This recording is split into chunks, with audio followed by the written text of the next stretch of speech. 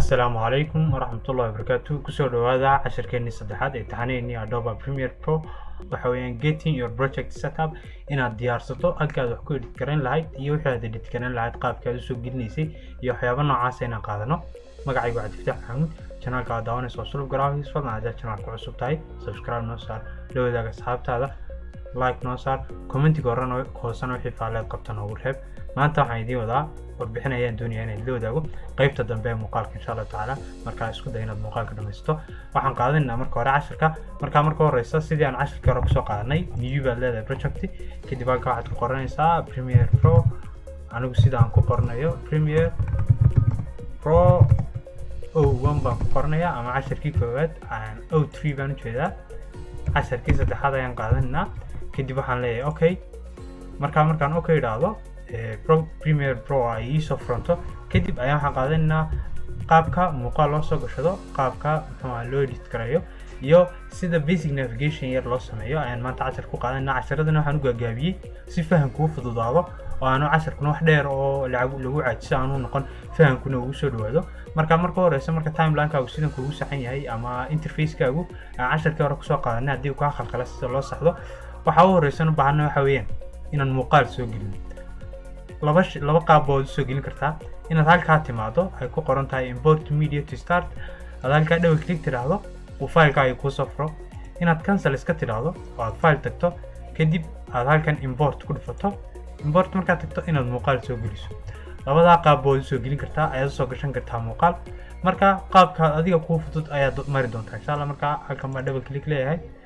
markaan double click tiraahdo aan xoogaa hoos socdo kaas aan soo gelinayaa open baan leeyahay waa casharkii u dambeeyay ee aan qaadanay markaan sida muuqaalku soo gashado oo ka ii soo galay halkan ii soo galay hadii aad arkayso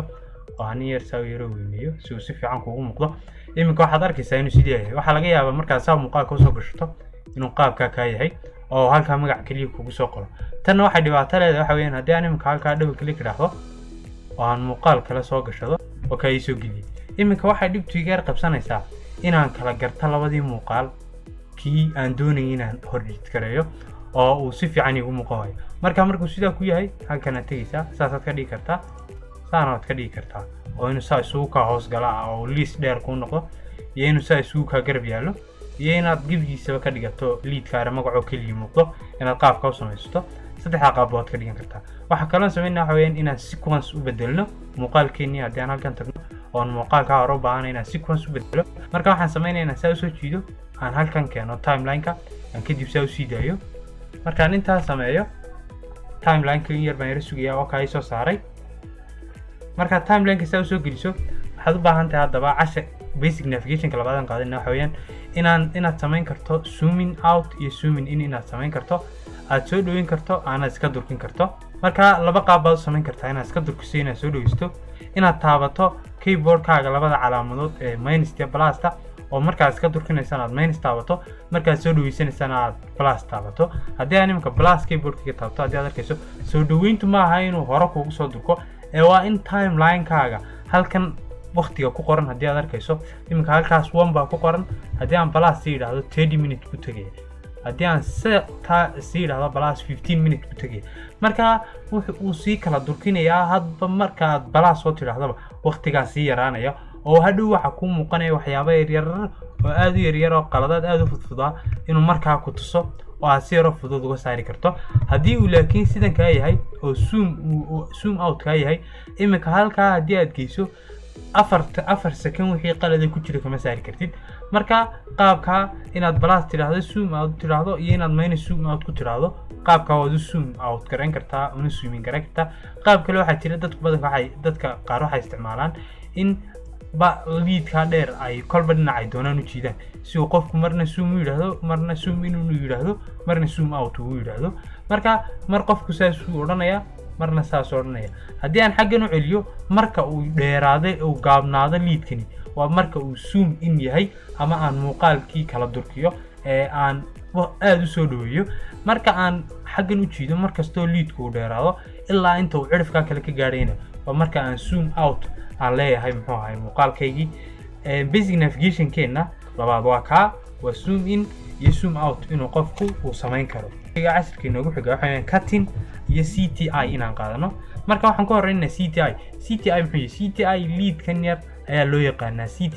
CTI macnaheeduna waxa weeyaan current time indicator ama inuu ku tuso kolba halka aad taagan tahay iyo waqtiga aad marayso iminka haddii aad halka arkayso waxa maraya 28 second iyo 10 millisecond haddii aan xaggan u dhaqaajiyo wuu tusaya kolba halka aan u baahanayna marka kani wuxuu kuu fudaydinayaa halka aan maraya iminka 51 second iyo 10 millisecond ayaa qalad aan arkay inuu ku jiro muuqaalkayga waxaan qoranayaa timekaygan kadib waan sii deynayaa haddana inta uu soconayo muuqaalku ee uu gaarayo muxuu ahaa qaladku halkii uu ku joogay marka iminka kale kaba soo qaad halka markaan imiday ayaan arkay inuu qaladka halka ku joogo waxaan oranayaa 51 millisecond 51 second iyo 10 millisecond marka laga soo bilaabo ilaa 54 second iyo 12 millisecond marka la yimaado intaasaan ka taleeyahay ayr baan ka saaraya wuxuu ii fudaydinayaa inaan qaladkiisa yar fudud saaro iyadoo wax muuqaalkayga kamid iga raacin marka waxa la yiraahdaa CTI ama current time indicator ayaa la yiraahdaa navigation keena afraad waxa weeyaan katin inaan muuqaalkii jari karo halkan baan joogaa imika waxaan u baahday inaan muuqaalkaygan jaro